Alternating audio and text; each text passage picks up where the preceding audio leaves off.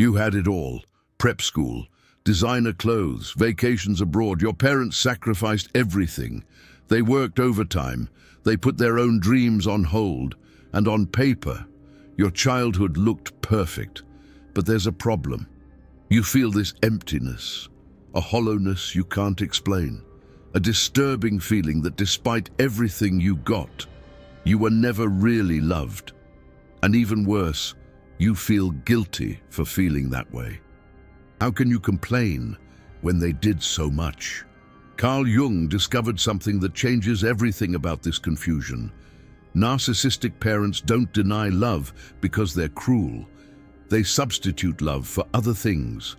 And this substitution creates the primary narcissistic wound in a way that's even more invisible and devastating than obvious neglect. In the next few minutes, you're going to understand the exact psychological mechanism that Jung called the absence of Eros. You'll see why material gifts never filled the void, why your parents' sacrifices never made you feel seen, and why this substitution is so much more dangerous than outright neglect, because it comes disguised as love. This isn't about blaming your parents. It's about understanding the unconscious dynamics that create narcissists, because when you finally name what was missing, the wound stops controlling your life. The pain you feel, it has a name, and it wasn't your fault. Let me tell you about Ashley. At 35, she was in therapy for the third time, trying to understand why, despite having it all. She felt like she had nothing, an upper-middle-class childhood, parents who were physically present. She never lacked anything material, and yet she described her life as existing in a void. Her Jungian therapist asked a simple question: do you remember a time when your parents looked at you and you felt like they were seeing who you really were? Ashley was silent for 3 minutes. Then she started to cry and said, "Never. I never felt that." What Ashley was naming was something that Jung identified as the difference between Eros and substitutes for Eros. Eros, in Jungian psychology, isn't sexual attraction. It's the psychological force of authentic connection.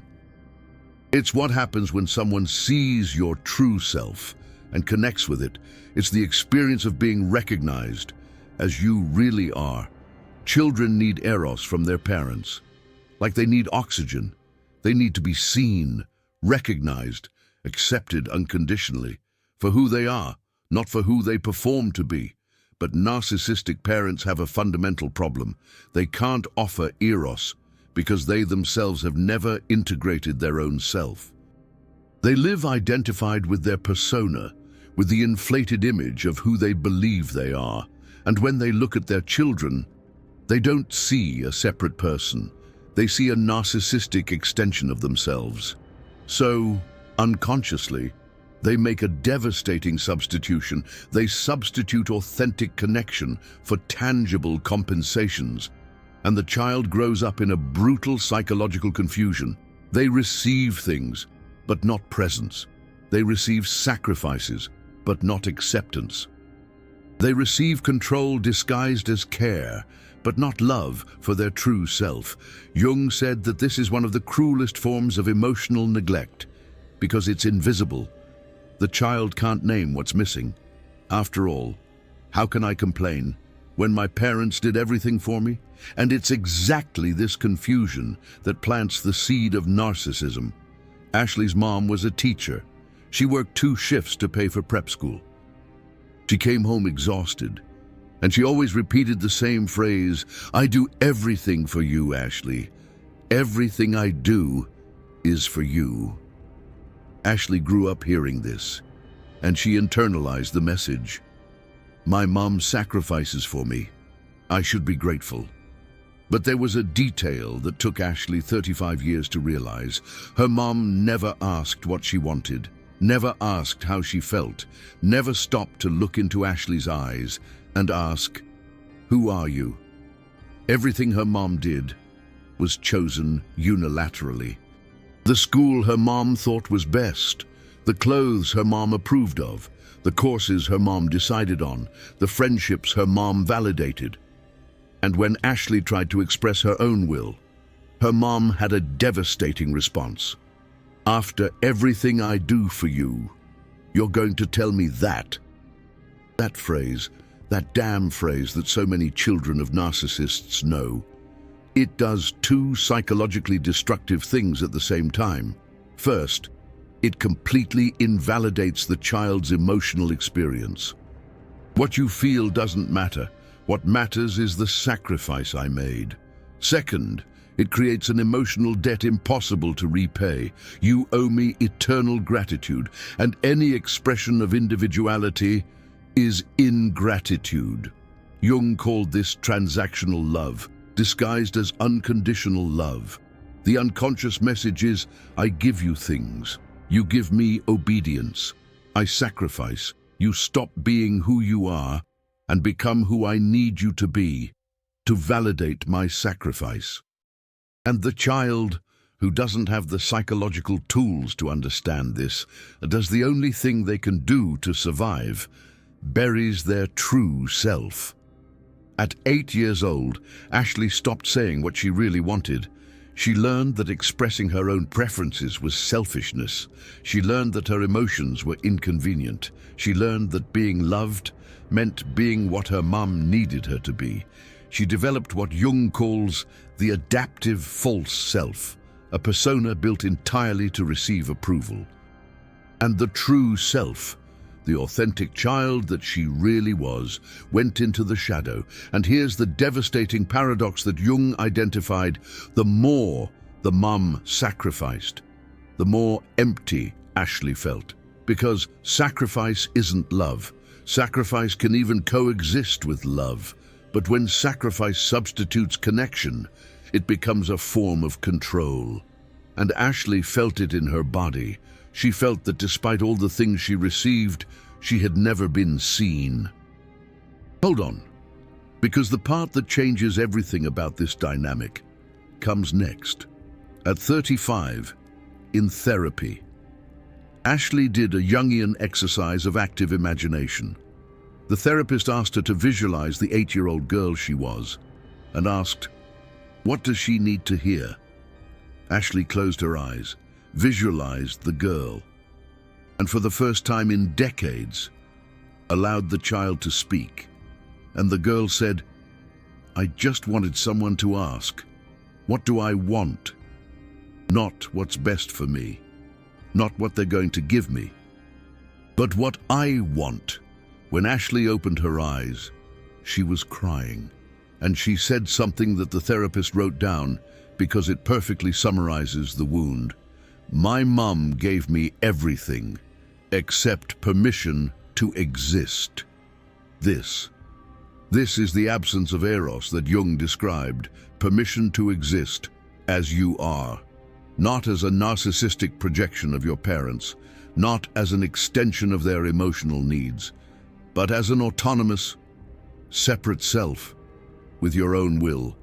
And when that's missing, the child develops what Carl Jung called a primary narcissistic wound, that inner feeling that who you really are is never enough.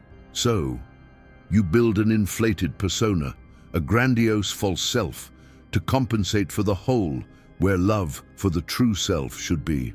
Ashley spent her entire childhood receiving things and her entire adult life trying to fill the hollowness of never truly being seen.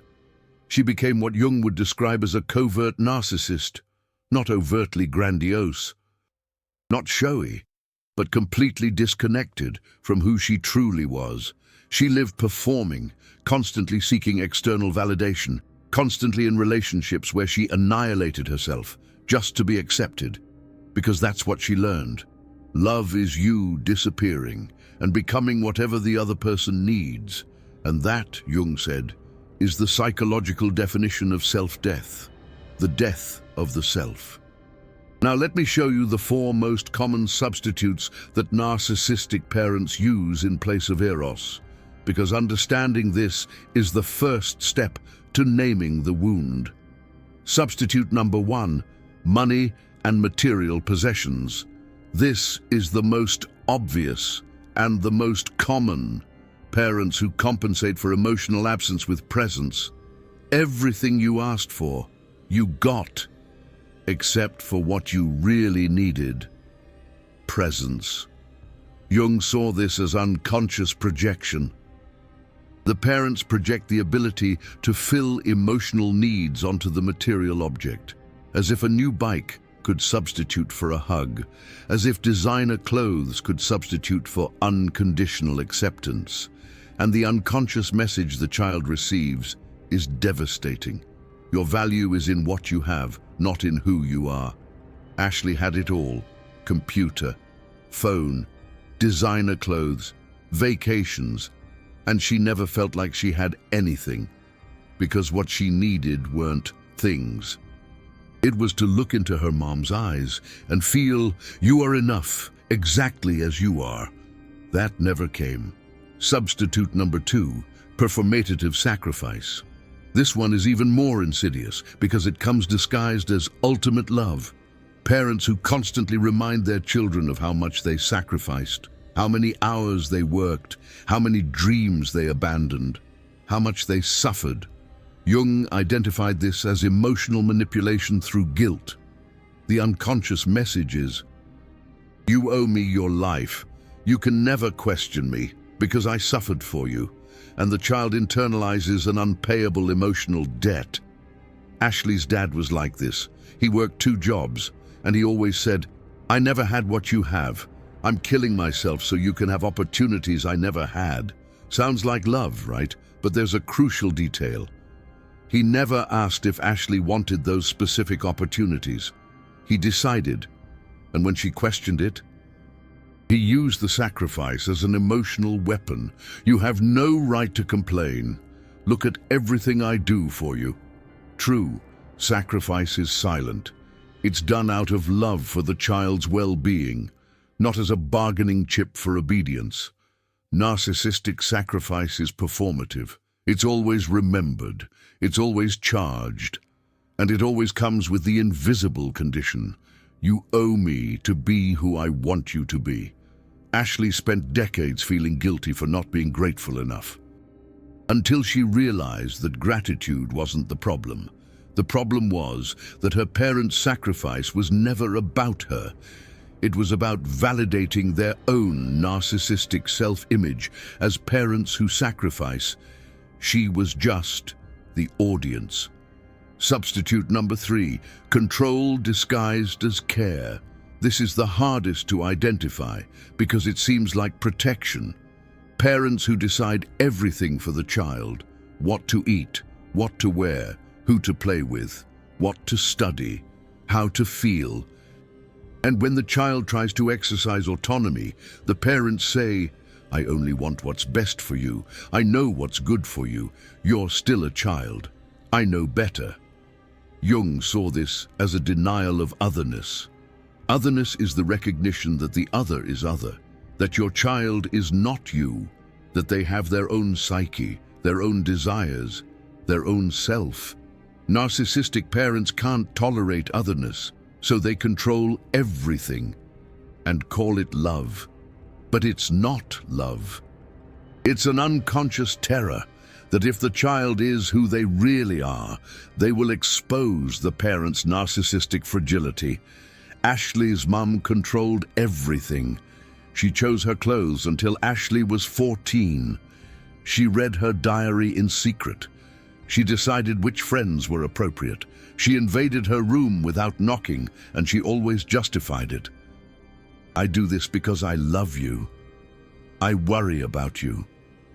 Ashley took decades to understand that invasion isn't love, that control isn't care, that true love respects boundaries, respects privacy, respects the child's growing autonomy.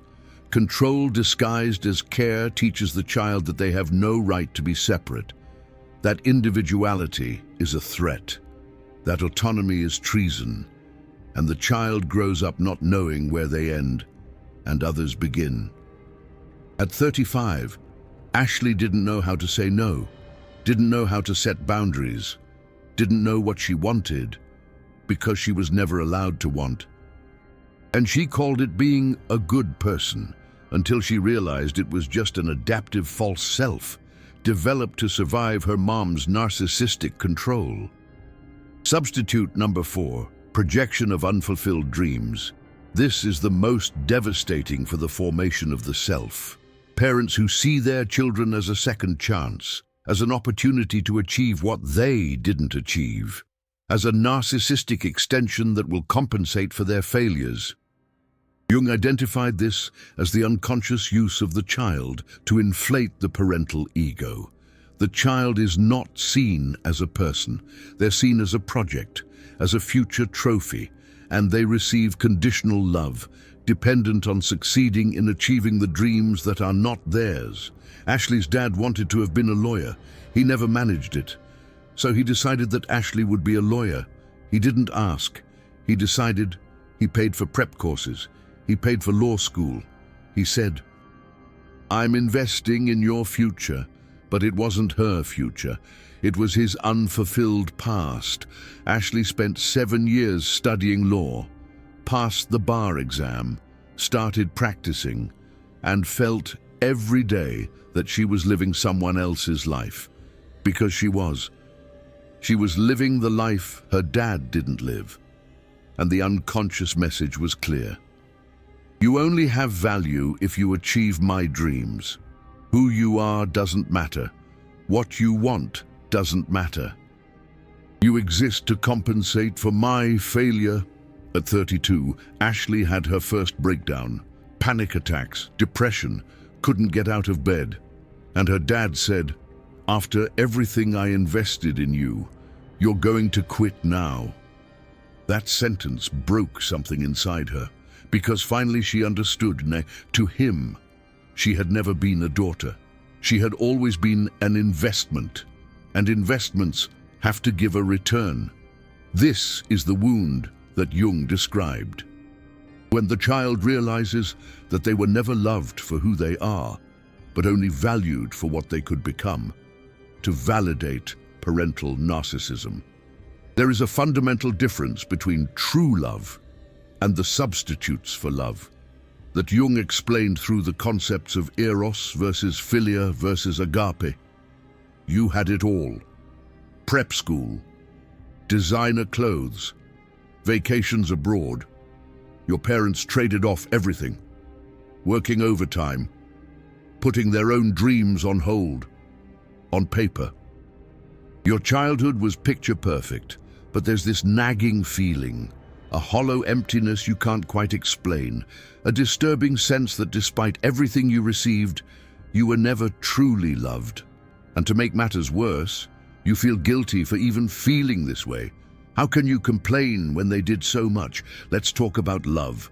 According to Carl Jung, there are different facets of love. Eros, authentic connection with the self of another. Philia, love based on utility, on exchange. And agape, unconditional, selfless love. Healthy parents offer a combination of Eros and agape. They see their child as they really are and love them unconditionally. Narcissistic parents, on the other hand, offer philia disguised as agape, transactional love disguised as unconditional. I give you things, you give me validation. I make trade-offs, you owe me obedience. I protect you, you give up autonomy. I realize my dreams through you. You cease to be you, and the child, who biologically needs parental love to survive, accepts the trade, buries the true self, develops an adaptive false self, and spends decades lost, wondering why. Having everything, they feel like they have nothing. Ashley started to understand this at 35, but understanding isn't the same as healing. Because when you name the wound, you face devastating grief. Grief for the love you never received. Grief for the childhood you never had. Grief for the parents you have versus the parents you needed to have. And Carl Jung said that this grief is the most important step of individuation for children of narcissists. But before getting to the grief, Ashley had to go through denial. because accepting that her parents substituted true love with narcissistic compensations meant accepting something terrifying. She never had what she needed most. And the human brain resists that truth with all its might.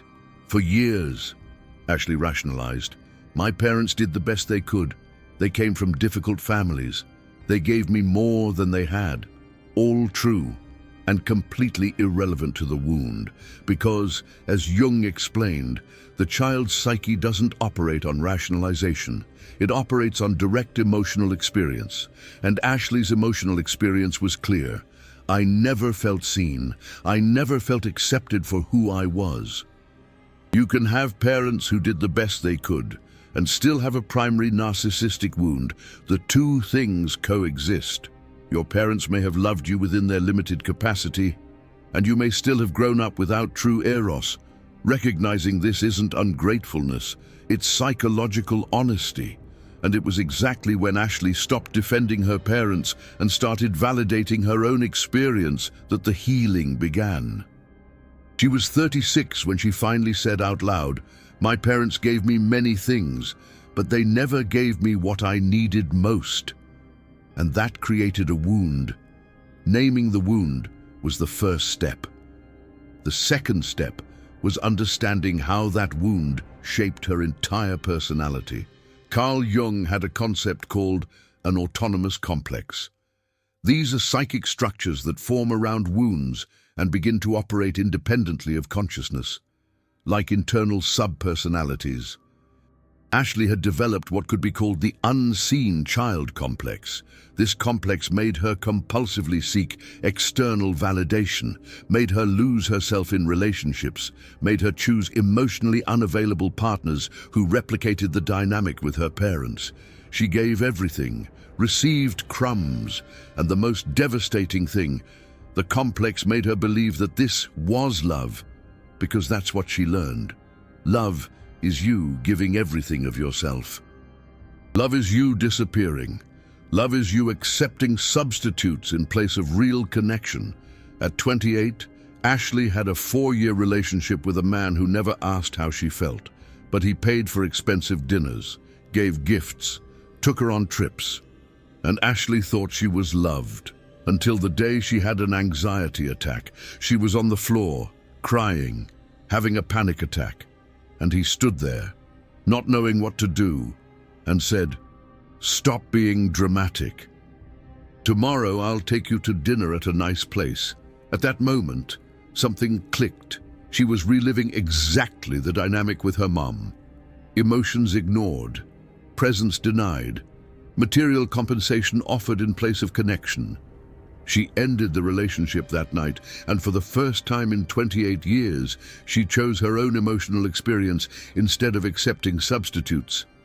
This is what Carl Jung called a moment of consciousness, when the autonomous complex is finally seen, named and confronted, but confronting the complex is only the beginning, because it doesn't disappear.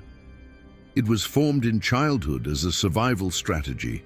It was reinforced by years of conditioning. So Ashley had to do the slow and painful work of reparenting. Reparenting, in Jungian psychology, is the process of giving yourself what your parents didn't give you, not materially, but emotionally. It's learning to validate your own emotions. It's learning to ask, what do I want? It's learning that your value isn't in performing, it's in existing. It's learning that you don't have to be perfect to be worthy of love. Ashley started small, every day in front of the mirror. She did an exercise that the therapist taught her, looked in her own eyes and said, "I see you. You are enough." It seems simple, but for someone who spent 35 years invisible to herself, it was revolutionary. The first few times, she couldn't do it. She looked away, felt ashamed, felt like she was lying because the narcissistic false self that she developed didn't believe that the true self was enough. But she persisted, days, weeks, months, and slowly, Something started to change. She started to feel that she existed, not as a performance, but as a real person. Carl Jung said that this is the process of individuation, separating who you really are from who you were conditioned to be by parental complexes. And for Ashley, it meant confronting the hardest truth. Her parents loved her, but they loved the image they had of her, not the true self. They loved the obedient Ashley, the Ashley who realized their dreams, the Ashley who validated their trade-off. But they never knew the real Ashley, because they never asked who she was. And she never had permission to show it. This is what Jung called love of the persona versus love of the self. Narcissistic parents love the persona that the child develops, the adaptive mask, the false self, but they reject, ignore, or punish the true self. And the child internalizes the devastating message, who I really am isn't lovable. At 37, Ashley did something radical. She confronted her parents, not with anger, not with accusation, but with truth. She said, I need you to know that, despite everything you did for me materially, I never felt seen. I never felt accepted for who I really am. And that created a wound that I'm working to heal. Her mom reacted exactly as Ashley expected, got defensive, said, how can you say that after everything we did? You're ungrateful. Her dad was silent, left the room. And Ashley felt the familiar pain, the invalidation, the guilt. But this time, she didn't back down. Because ultimately, she wasn't looking to change them. She was seeking to validate her own experience. Carl Jung often said that children of narcissists spend decades waiting for their parents to finally see them, to finally recognize them, to finally give them the love that has always been missing. But the harsh truth is this: narcissistic parents are often incapable of doing so, because to truly see their child, they would have to confront their own shadow. They would have to acknowledge their failures. They would have to deflate their own narcissistic ego. And for the vast majority of them, that's psychologically impossible. So, healing doesn't come from finally receiving love from your parents. Healing comes from stopping the waiting and starting to give yourself what they never gave you. You're here right now, watching this video, and you probably recognize something in yourself. Maybe you are Ashley. Maybe you're starting to understand why, despite having everything, you've always felt like you had nothing. And this information isn't readily available in most places, because talking about it means confronting the collective illusion that giving things is enough. Few people have the courage to speak the truth about how narcissism is created through the substitutes for love. Every video like this requires in-depth research into Jungian psychology, study of real-life case studies, and confronting difficult truths about family and society. The super thanks button down there isn't just financial support. It's you saying, this truth about the absence of Eros and narcissistic substitutes needs to be known. It's you becoming part of breaking the collective illusion that love can be replaced. When you click that golden heart, you're helping to free not only yourself, but others trapped in the same confusion of having everything and feeling nothing. You're not just a spectator. You're someone who is confronting their own unacknowledged childhood wound, and that takes courage. Be part of those who are bringing awareness about how narcissism is created through the substitution of connection for compensation. 3 weeks after the confrontation, Ashley's dad called. He didn't apologize. He didn't acknowledge her pain. But he said something unexpected. I was thinking about what you said. And I remembered that my parents never asked me what I wanted either. I just did what I thought was right. It wasn't complete recognition, but it was the most he could give within his own psychological limitations. And Ashley accepted it, not as validation of the wound, but as recognition that her parents were also victims of their own unintegrated complexes. This is what Jung called breaking the generational cycle, recognizing that wounds are transmitted unconsciously, and consciously choosing not to pass them on to the next generation. At 38, Ashley became pregnant, and for the first time in her life, she felt real fear. Fear of repeating the pattern, fear of substituting love for things, fear of loving the image of her daughter instead of her true self. But she had something her parents didn't: awareness. She knew about the wound. She named the complex. She actively worked not to transmit it. And when her daughter was born, Ashley did something revolutionary. Every day she looked into her baby's eyes and said, "I see you. You are enough exactly as you are. It doesn't matter what you do. It doesn't matter what you become. You are already loved." That's true Eros. That's connection with the child self. That's the opposite of narcissistic transactional love. And Ashley felt, as she said this to her daughter, that she was finally giving herself what she had never received. Jung said that reparenting isn't just an internal process. It's also breaking the cycle through the next generation. When you give your child what you never received, you heal not only them, you heal the inner child that you once were. But there's a psychological turn that Jung described and that few understand. A turn that changed everything for Ashley. At 40, she was in a therapy session, and the therapist asked a provocative question. Have you ever considered that your parents couldn't give you Eros because they themselves never received it? That they too were unseen children trying to survive with substitutes? Ashley fell silent, because that question broke the binary narrative she had in her head, bad parents versus victim daughter, and it opened up space for something more complex, something more Jungian. Her parents weren't monsters. They were fragmented people, dominated by unintegrated complexes, unconsciously repeating patterns they received from their own parents. Ashley's mum came from a poor family. She never had anything.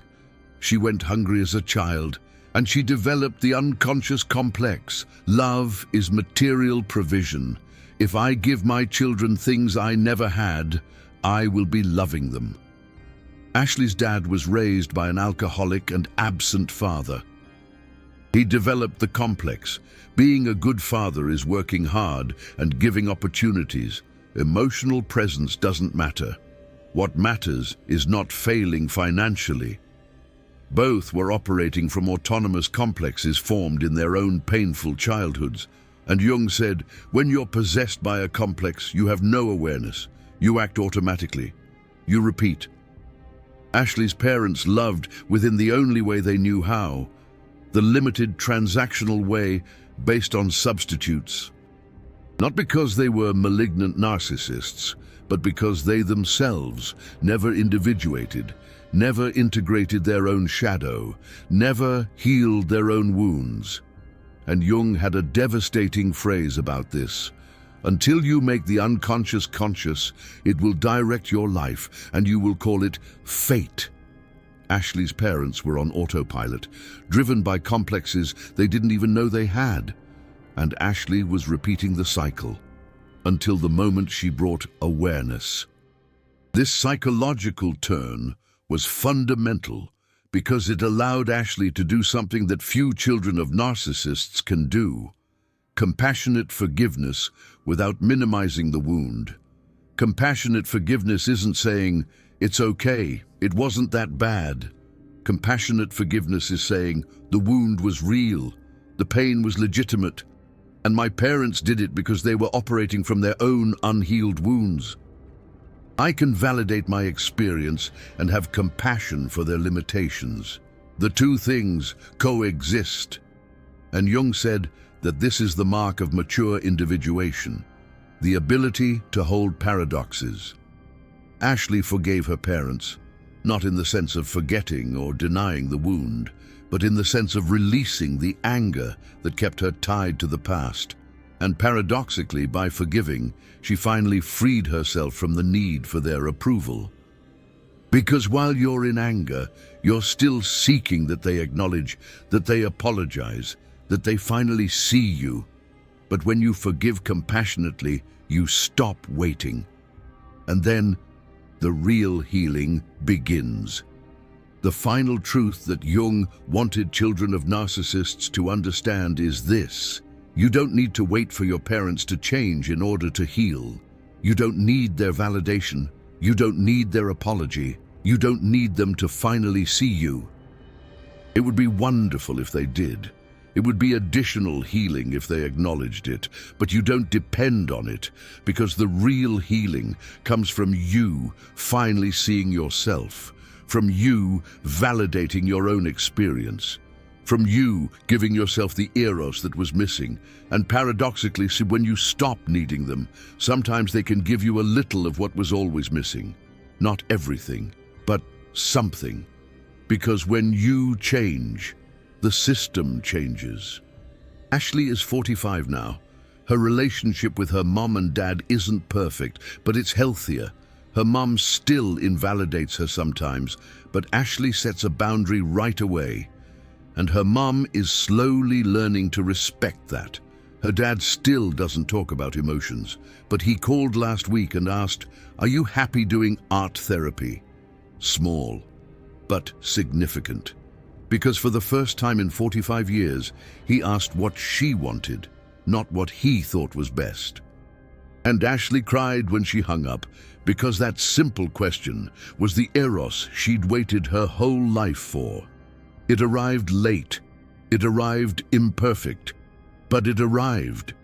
And Carl Jung would say, it's never too late for awareness, even if it's partial. But Ashley's healing didn't depend on that.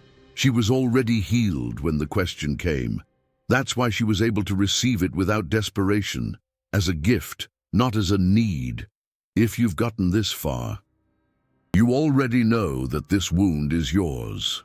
You've recognized the substitutes. You've named the absence of Eros. And maybe, for the first time, you understand why having everything was never enough. The question now isn't, why did my parents do this? The question is, what am I going to do with this awareness?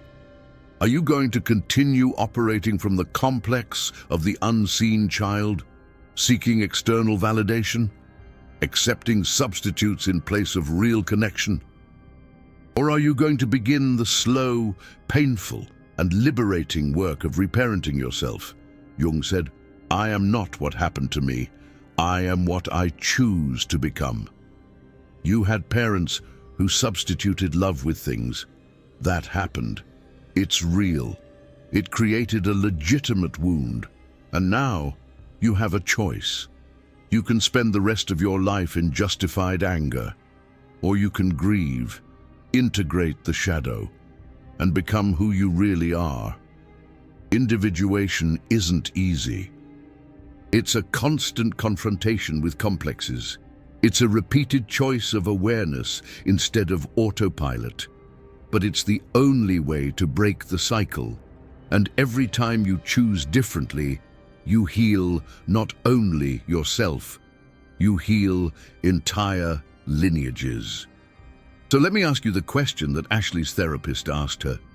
What does the child you once were need to hear now? Stop reading. Close your eyes for a second. Visualize the child you were and ask, what does she need to hear? Maybe it's, I see you. Maybe it's, you are enough. Maybe it's, it wasn't your fault. Maybe it's, I'm going to take care of you now. Whatever it is, say it, out loud if possible, to the inner child who spent decades waiting to be seen, because healing begins when you finally become for yourself what your parents couldn't be. True presence. Now comment here. Which of the 4 substitutes did you recognize most in your childhood? Money and material possessions, Performative sacrifice, control disguised as care, or projection of unfulfilled dreams? What was the substitute that your parents used in place of Eros? Comment, because naming it is the first step to healing.